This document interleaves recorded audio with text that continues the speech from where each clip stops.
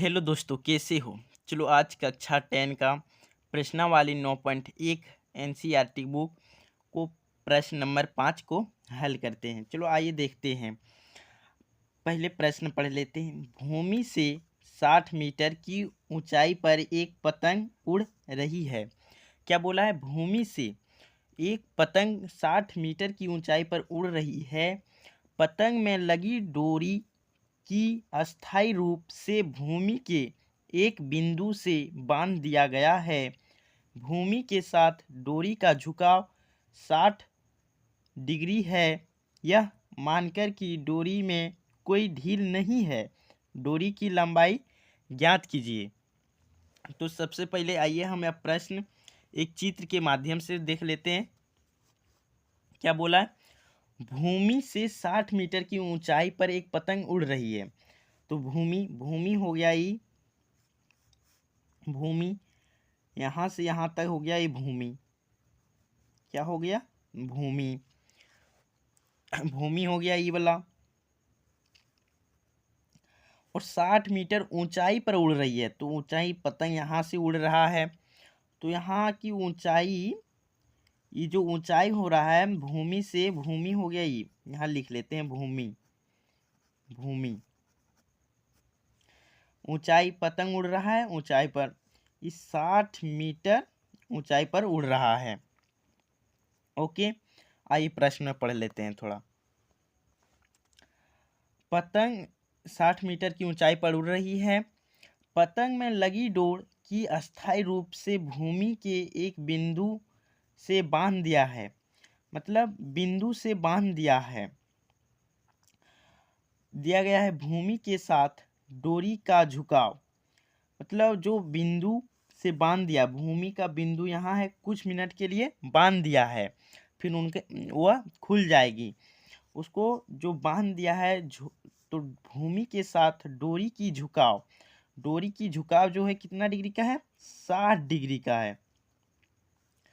तो मानकर कि डोरी की कोई ढील नहीं है, मानकर कि डोरी में कोई ढील नहीं है, मतलब एक अच्छी प्रकार से यह टना हुआ है, एक अच्छी तरह से यह टना हुआ है, एक टाइट है। और यह किस प्रकार का त्रिभुज देखने को मिल रहा है? समकोण त्रिभुज देखने को मिल रहा है। तो हम जानते हैं समकोण त्रिभुज का बगल का क्या होता है? कर्ण होता है। क्या होता है? कर्ण। तो आइए अब हम इसे हल करते हैं। तो हम सबसे पहले लिखेंगे हल, लिखेंगे माना कि, तो हमको क्या बोला है? डोरी की लंबाई ज्ञात करने, मतलब डोरी ई वाला हो गया, हम यहाँ लिख देंगे डोरी। तो डोरी की लंबाई ज्ञात करने, तो हम इसको एच मान लेते हैं। इसका नाम हम पहले रख लेते हैं ए बी सी। तो आइए अब देखते हैं। माना कि पतंग में लगी गई डोरी की लंबाई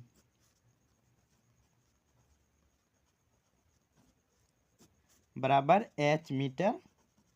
हम इसको एच मीटर मान लेते हैं। अब देखते हैं, अब फिर क्या बोला है? ये और सी, तो और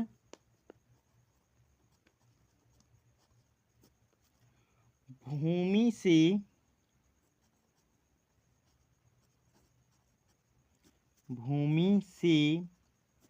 पतंग की ऊंचाई,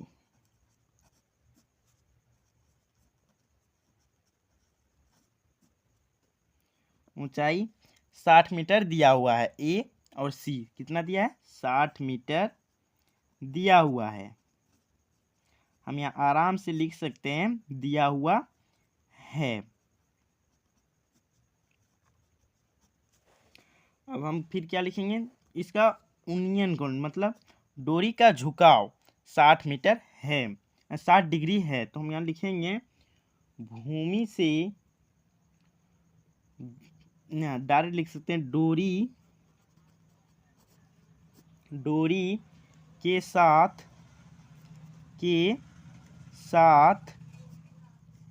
झुका हुआ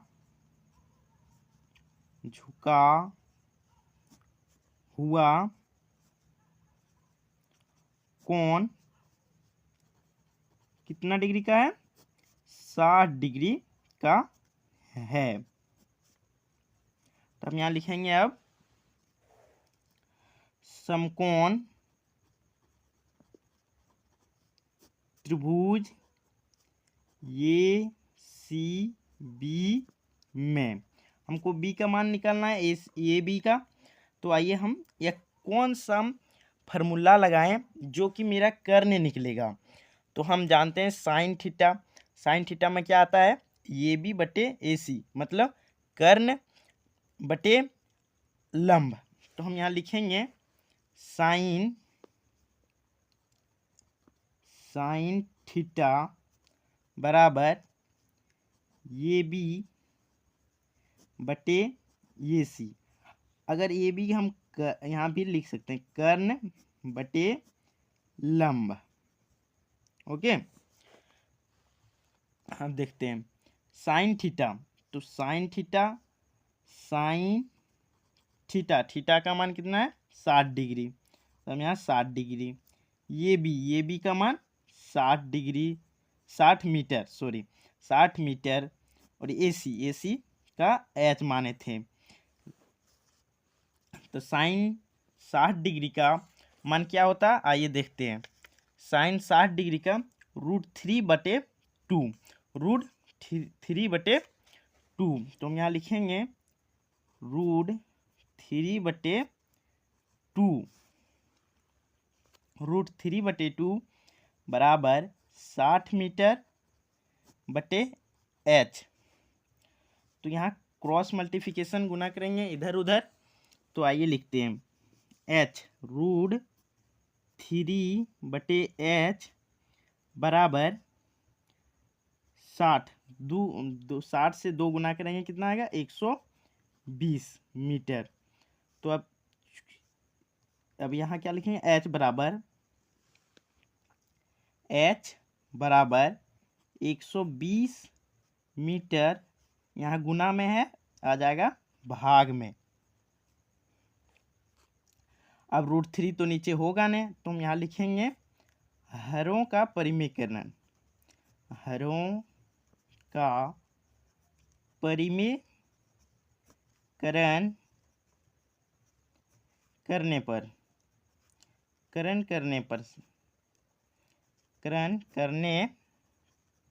पर तो यहाँ हम लिखेंगे, इधर हम लिख लेते हैं, थोड़ा सा जगह नहीं है। यहाँ क्या आ गया? 120 √3 गुना √3 बटे √3। तो 120, तो √3 बटे अगर हम √3 गुना √3 करेंगे, क्या आएगा मेरे पास? 9√3। तो 9√3 का हम वर्गमूल निकालेंगे तो कितना आएगा? 3। तो 120 बटे 120 √3। अगर हम 3 से 120 को काटेंगे, कितना आएगा? यहाँ लिखेंगे 3 चौक 12 और यहाँ 0 का 0। तो हम यहाँ लिखेंगे 40 √3। तो हम इसीलिए यहाँ लिखेंगे पतंग की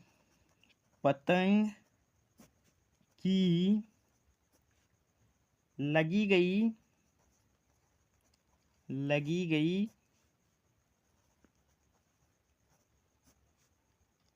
गई डोरी की लंबाई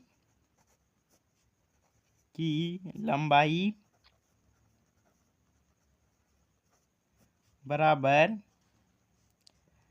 40 √3 मीटर आंसर। आशा करते हैं आपको समझ में आ गया होगा। इससे पहले प्रश्न का वीडियो इससे पहले प्रश्न का वीडियो हम यूट्यूब पे बना रखे हैं, कृपया करके आप लोग अच्छे तरह से देखिएगा। ओके।